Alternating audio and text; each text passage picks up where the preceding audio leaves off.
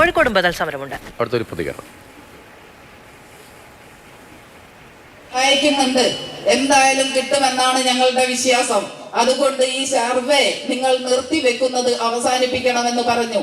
ജനങ്ങളുടെ ജീവന് ഗുണം ചെയ്യുന്ന, ജീവിത ഭീഷണിക്ക് പരിഹാരമാകുന്ന ഒരു സർവേ ആയതുകൊണ്ട് അത് കൃത്യമായി ചെയ്താൽ അത് ഗുണം ചെയ്യുമെന്നുള്ളത് കൊണ്ട് ഞങ്ങൾ ആ സർവേ ഏറ്റെടുത്ത് നടത്താൻ വേണ്ടി തീരുമാനിച്ചിരിക്കുകയാണ്.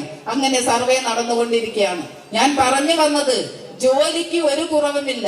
ഓരോ ദിവസം കഴിയും തോറും ജോലി ഭാരം ഇരട്ടിച്ചു കൊണ്ടിരിക്കുക.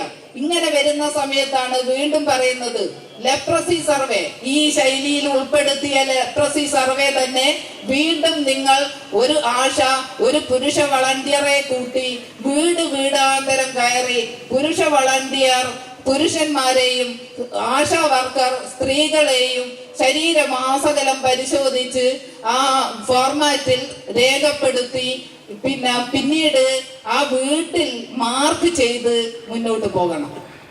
കോഴിക്കോട്ടും ആലപ്പുഴയിലും ബദൽ സമരം നടക്കുകയാണ്. സെക്രട്ടേറിയറ്റ് പടിക്കൽ നിരവധി ആശാ വർക്കർമാർ തുച്ഛമായ വേതനത്തിൽ പരിമിതമായ ജീവിത സാഹചര്യത്തിൽ ദൈനംദിന കാര്യങ്ങൾ മുന്നോട്ട് കൊണ്ടുപോകാൻ കഴിയാതെ ഉറ്റവരെയൊക്കെ കുറേ ദിവസത്തേക്ക് മാറ്റി നിർത്തി അവർക്ക് മറ്റു വഴിയില്ല തിരുവനന്തപുരത്ത് സമരം തുടരുകയാണ്. അതിനിടയിൽ ഇത് ഒരു ഈർക്കിൽ സംഘടനയാണ്, ഇതിന് പിന്നിൽ മറ്റാരൊക്കെ ഉണ്ട് എന്ന അധിക്ഷേപം അതൊരു തൊഴിലാളി നേതാവിന്റെ മുൻ മന്ത്രിയുടെ ഭാഗത്ത്, ഇളമരം കരീമിന്റെ ഭാഗത്ത് ഉരുളക്കുപ്പേര് പോലൊരു മറുപടി ഇന്ന് രാവിലെ സെക്രട്ടേറിയറ്റിന് മുന്നിൽ നിന്ന് ഒരു വളരെ സാധാരണക്കാരിയായ ഒരു സ്ത്രീയിൽ നിന്ന് കേൾക്കുന്നുണ്ടായിരുന്നു. നമുക്കത് കേൾക്കുമ്പോൾ എത്രത്തോളം രാഷ്ട്രീയമായാണ് അതിനോട് പ്രതികരണം ഉണ്ടാകുന്നത് എന്നുള്ളത്.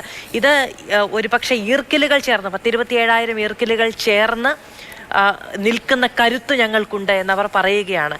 ഈ ട്രേഡ് യൂണിയന്റെ പതിറ്റാണ്ടുകളുടെ പാരമ്പര്യമുള്ള നേതാക്കളുടെ നാവിൽ നിന്ന് വരുന്ന രാഷ്ട്രീയ പ്രഖ്യാപനങ്ങൾക്കെതിരെ എങ്ങനെയാണ് സ്വന്തം ജീവിതത്തിന്റെ രാഷ്ട്രീയ സമരം കൊണ്ട് സ്ത്രീകൾ മറുപടി പറയുന്നത് എന്നുള്ളതിന്റെ ഏറ്റവും വലിയ ഉദാഹരണം കൂടിയായിരുന്നു.